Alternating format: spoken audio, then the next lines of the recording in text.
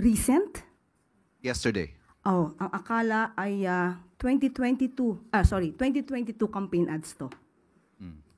Dahil sa mas na-describe ang kapanahunan ng nakaraang administrasyon dun sa nasabing campaign ads.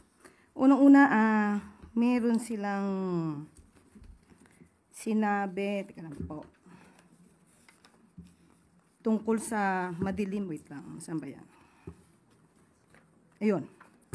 Itim ngayon ang kulay ng bansa. Sa gutom at krimen nagluluksa. So,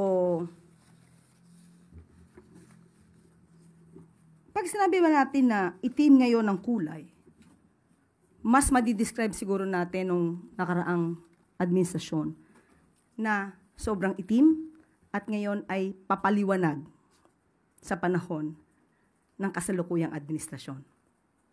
Hindi man ganun pa kaputi, pero patungo na doon. Unang-una po, may binanggit sila tungkol sa kagutuman.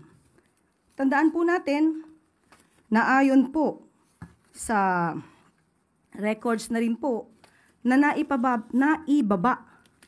ang